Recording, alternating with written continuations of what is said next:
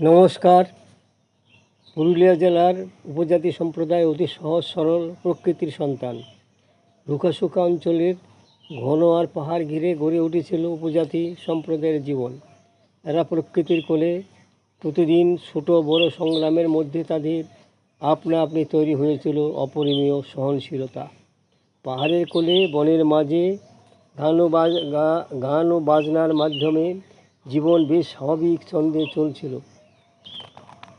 প্রতি সন্ধ্যায় উপজাতি সম্প্রদায় বেজে উঠত মাদলের তাদিন তাদিন রব ও ঝুমুর গানের আসর বসত।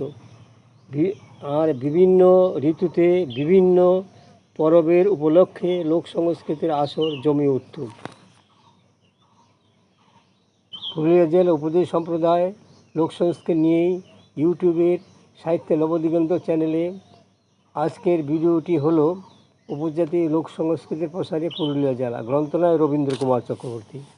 পুরুলিয়া জেলা লোক সংস্কৃতি হলো উপজাতি সম্প্রদায়ের ব্যঞ্জনামে প্রকাশের সম্মিলিত যুগফল। উপজাতি যুগ যুগান্তর সাধনা তার ভাবলোকের গৌরব তিল তিল করে সৃষ্টি হয় সংস্কৃতি ধারা।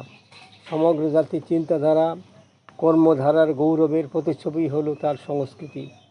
সংস্কৃতির দুটি স্তর, একটি লোক সংস্কৃতি, অপরটি হল উচ্চতর সংস্কৃতি।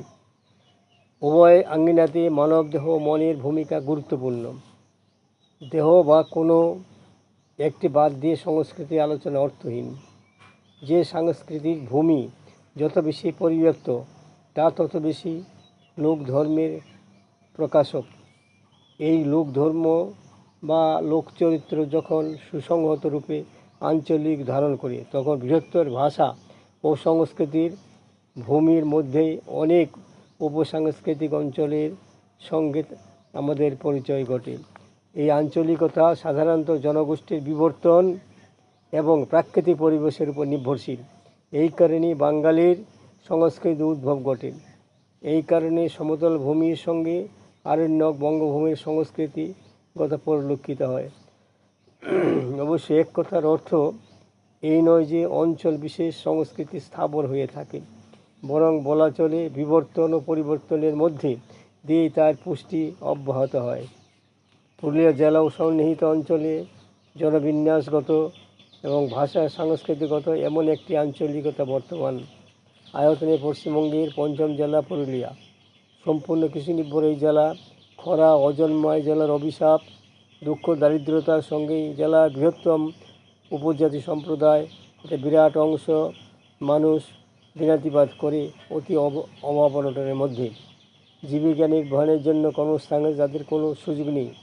গ্রামগঞ্জের এইসব অভাবী মানুষগুলোর মধ্যে আছে শিক্ষার অভাব, আছে কুসংস্কারের প্রভাব, দীর্ঘ বঞ্চনার প্রতিবাদের ভাষাও এদের জানা নেই। এই আদিবাসী সম্প্রদায় বহু যুগ যুগ ধরে শোষণ, উৎপীড়ন ও বঞ্চনার শিকার হয়ে এসেছেন। এরা রুখা হয়েও এই অঞ্চলের মূলত তারা বনজ সম্পদ আহরণ করে জীবিকা তাদের একটা অন্যতম অংশ। পুরুলিয়া জেলার অনার্য সংস্কৃতির সঙ্গে জৈন, বৌদ্ধ, ব্রাহ্মণ্য ধর্মের সংমিশ্রণ ঘটেছিল। সুদূর অতীতে সেই প্রাগৈতিহাসিক প্রস্তর যুগ থেকে জৈন, বৌদ্ধ, হিন্দু, মুসলিম, ব্রিটিশ যুগ পর্যন্ত ঐতিহাসিক উপাদান ও নিদর্শনে এরকম স্তর বিন্যাস পুরুলিয়ার সংলগ্ন বাঁকুড়া ছাড়া পশ্চিমবঙ্গের আর কোনো ভৌগোলিক অঞ্চলে দেখা যায় না।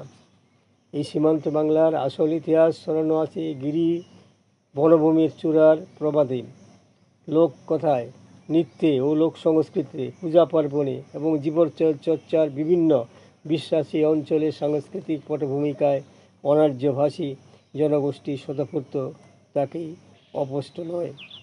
সাঁওতাল, মুন্ডা, বীরহর, মাউরি, লোধা, খারিয়া, ভূমিজ, কুর্মি, ওরাও, ছৌ প্রভৃতির অন্তরঙ্গ ভূমি অরণ্যময়। ছোটনাগপুরের প্রসারিত খণ্ডে আর্য, চাষি, বাগদি, ডোম, ভাস্কর, মাল, ভূঁইয়া প্রভৃতি উপসর্গ সীমান্ত বাংলায় সংস্কৃতির সমন্বয় এবং সাংস্কৃতিক বিবর্তন পরিবর্তনে কয়েকটি মূল সূত্রের প্রামাণিকতা অবরোধ করা যায়। তবে পুরুলিয়া জেলার অন্যতম বৈশিষ্ট্য হলো অসীম দারিদ্র্য। এই দারিদ্রতা থাকা সত্ত্বেও আসার কথা শত দুঃখ দারিদ্র্য বঞ্চনার মধ্যে পুরুলিয়া জেলার বিভিন্ন গ্রামের অসহায় মানুষগুলো হাসে, নাচে, গান গায় উৎসব অনুষ্ঠানে। এরা গানের মাধ্যমে পেটের জ্বালা ভুলে গিয়ে নিজেদের বিলিয়ে দেয় বৃহৎ জনগোষ্ঠীর মধ্যে। নিত্য অভাবী হওয়া সত্ত্বেও লোক সংস্কৃতির গবেষণায় মনোহরমূলক মানভূম পুরুলিয়া। এখানে আসলে যারা ওই সাঁওতাল, বাউরি, ভূমিজ, মুন্ডা, ওরাও, ভাঙি, মহালিক, করবালি, ঘাসি, সবরখন্ড প্রভৃতি জাতি এককালে জঙ্গল হাসিল করে পাথুরে মাটির বুক চিরে ফসল ফলিয়ে পুরুলিয়ার গ্রাম বসতি স্থাপন করেছিল। তারা ক্রমে বাঘমন্ডির অযোধ্যা পাহাড়ের মতো আঁকাবাঁকা পর্বত বেয়ে দারিদ্র্যের চূড়ায় উঠেছে, কিন্তু তারা তবু লোক সংস্কৃতি থেকে পিছিয়ে পড়েনি। পুরুলিয়া জেলার আদিবাসী সম্প্রদায়ের লোক সংস্কৃতি মূলত পূজা পার্বণ উৎসবকে ঘিনিয়ে। এদের ধ্যান ধারণা, ধর্মকর্ম, নৃত্য গীতাদির বিচিত্র অনুষ্ঠানের রঙিন সুতা দিয়ে ঠাস বোনা একটি গালিচা বিশেষ। এদের সংস্কৃতি দেবতা, ধরম করম, বরম, বড় পাহাড়, সাতবাহন, টুসু, বাদু, মনসা, চণ্ডী, রুক্মিণী, বাসুলি, দুয়ারসীন ইত্যাদি সংখ্যাবিহীন দেবদেবী। পুরুলিয়ার আদিবাসী জনগোষ্ঠীর উল্লাস হয় করম, হাদা, ছাতা পরবে ও মনসা পূজায়, আর উল্লাস ঘটে নাচে গানে। এদের শ্রমের শেষেও প্রতিটি সন্ধ্যা নাচে গানে জীবন্ত হয়ে ওঠে। এখানকার প্রতিটি গ্রাম, নদ, নদী, বন এক একটি কাহিনীতে ভরা।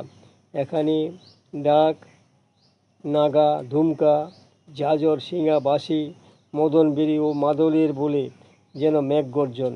নৃত্যের তালে তালে আদিম সুষমা ছন্দ, সঙ্গীতে স্বতঃস্ফূর্ত আবেগ। পুরুলিয়ার ভূপ্রকৃতি লোকসমাজে জীবন্ত। বন্ধুর কর্কশ কঙ্করনাকিনা মাটির গন্ধ, নদীনালায় ঝর্ণাধারায় চাঞ্চল্য, সবুজ বনের তারুণ্য, পাহাড় ডুংরির কঠিনতা, বনপুষ্পের সুবাস সব কিছুই সীমান্ত বাংলার জীবনে, নাচে, গানে, কথায় কাহিনীতে রূপায়িত। সব কিছুকে গ্রহণ করেও একটি প্রধান বৈশিষ্ট্যের দিকে দৃষ্টিপাত করতে হয়, সেটা হলো গানের। এখানে গান আর গান। তাই এই মানভূমিকে যদি গানভূমি বলা হয় তার বিশিষ্ট কোনো সন্দেহ নেই। লোক সংস্কৃতিতে, লোকনৃত্যে অথবা অন্যবিধ লোকচর্চার মধ্যে সব সময় একটি সহজ লোকচরিত্র পরিস্পষ্ট হয়, একথা প্রমাণযোগ্য নয়।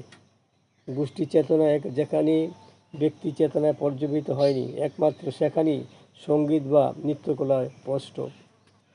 এই গোষ্ঠী চেতনা এখনও সীমান্ত বাংলার সংস্কৃতি জীবনে বিশেষভাবে প্রভাব বিস্তার করে আছে। কিন্তু ঝুমুর নামক সঙ্গীত রীতির ক্ষেত্রে এই চেতনার পরিবর্তন ঘটেছে। আধুনিক কালে ঝুমুর গানের মধ্যে ব্যক্তি স্বাতন্ত্র্য বর্তমান এবং শিল্পীর ব্যক্তিত্ব, কণ্ঠস্বর ও সঙ্গীতকারের স্থূল শিল্প চেতনাও এখানে অস্পষ্ট নয়। ঝুমুর ছাড়া পূজা পার্বণাদের সঙ্গে অথবা সামাজিক ক্রিয়া আচারের সঙ্গে জড়িত সমস্ত গানই যৌথ চেতনা ধারাবাহক এবং যৌথ লোকনৃত্য তার অনুষঙ্গ। মুন্ডা ও সাঁওতাল সমাজের বিভিন্ন ধরনের নৃত্য গীত যেমন বিভিন্ন ঋতুতে বিকশিত হয়, সীমান্তে বাংলাভাষী জনগোষ্ঠীর এক বৃহৎ অংশে নৃত্যগীত তেমনই ঋতুমুখী। একমাত্র ঝুমুর গানই সর্বঋতুর সঙ্গীত। পুরুলিয়া জেলার বিভিন্ন পূজা পার্বণে ঝুমুর গানের অনুষ্ঠান হয়ে থাকে। এই জেলায় পূজা পার্বণের সঙ্গে নৃত্যগীতের সংযোগ অত্যন্ত ঘনিষ্ঠ। পুরুলিয়া জেলায় মেলার পালা পার্বণের প্রসঙ্গে তরু দে ভট্টাচার্য লিখেছেন, বহিরাবনে পুরুলিয়া রুক্ষ, ঊষর ও কর্কটময়, দরিদ্র দেহে অনাহার ও অপুষ্টি অঙ্গসজ্জায় পার্বণে আড়ালে আনন্দ বিজড়িত অফুরন্ত প্রাণশক্তি বেঁচে থাকার অক্ষয় মন্ত্রটা দান করেছে। অভিব্যক্ত হয়েও উঠেছে সারা বাংলা ধরে ছড়ানো পাইল পরব উৎসব মেলার মধ্যে। আনন্দ ছাড়া উৎসবগুলির মধ্যে মেলামেশা ও পারস্পরিক সৌহার্দ্যের সূত্র বিরাজমান। সামাজিক ঐক্য ও শান্তিপূর্ণ সহাবস্থানের বীজ। শিবের গাজনে পুরুলিয়া জেলায় মেতে ওঠে চৈত্র সংক্রান্তিতে। বিভিন্ন ধরনের উৎসবে প্রতিদিন সন্ধ্যায় মাদলের তাদিন রবে মেতে ওঠে তুলিন, জামবাদ, ভূতপুর, দেউলিয়ারুন, কুইলাপাল, কেতপাড়া, মানভূম, বড়ডিহা প্রভৃতি এলাকা। শ্রাবণে জাত গান, মনসার গান, ভাদ্র মাসে করম বা জাওয়া গীত, বাদু গান, কার্তিকে বাদনা পরবে অহিরা গান ও গারু পূজার গান, পৌষে টুসু গান, বৈশাখী পূর্ণিমাতে দলবদ্ধভাবে নাচ গানের মাধ্যমে সাঁওতালদের অযোধ্যা পাহাড়ে শিকার উৎসব। এখানে নাচ গান, নাটক প্রভৃতির আসর বসে। সাঁওতালদের অন্যতম একটি উৎসব এর কসেম ও বাটাউলি, এটা হয় আষাঢ় মাসে। মুন্ডারা বর্ষা উৎসব উদযাপন করে আষাঢ় মাসে। হদ ও চাতার পরবে করম পরব, জাওয়া ও জিতাষ্টমী বাদন পরব, অহিরা, বানসিং পূজা, মানসিম বাহা, সহজ বাহা উৎসব হয় বৎসরের বিভিন্ন সময়ে এবং এগুলি অনেকটা ঋতুগত উৎসবের সঙ্গেই সম্পর্কযুক্ত। এছাড়া জেলার মাঝি নাচ, কাঠি নাচ, ছৌ নাচ প্রভৃতিরও যথেষ্ট খ্যাতি আছে। পুরুলিয়া জেলার বিখ্যাত লোকনৃত্য হলো ছৌ। এই ছৌ নৃত্যের জগৎজোড়া খ্যাতি। ছৌ নাচ সৃষ্টিকালে প্রধানত ভূমিজ ও মুন্ডা সম্প্রদায়ের মধ্যে সীমাবদ্ধ থাকলেও পরে মাহাতো, বাউরি ও অন্যান্য সম্প্রদায়ের মধ্যে ছড়িয়ে পড়েছে।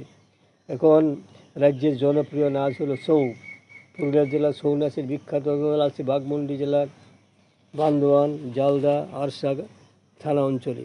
বর্তমানে জেলার শ্রেষ্ঠ ছৌ শিল্পী বাঘমুন্ডি থানার চরিদা গ্রামে গম্ভীরা সিং মোরা।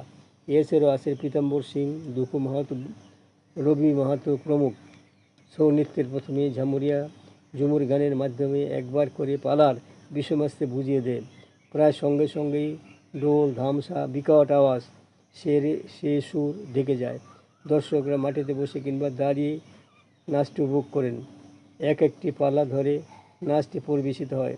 অনির্ভর খোয়াই রুক্ষ সূক্ষ্ম মাটির দেশ পুরুলিয়া, তবু রুক্ষ মাটির বুকে স্বপ্ন এবং প্রত্যাশাকে রূপ দিতে গ্রামীণ শ্রমজীবী মানুষ সচেষ্ট হয়েছেন।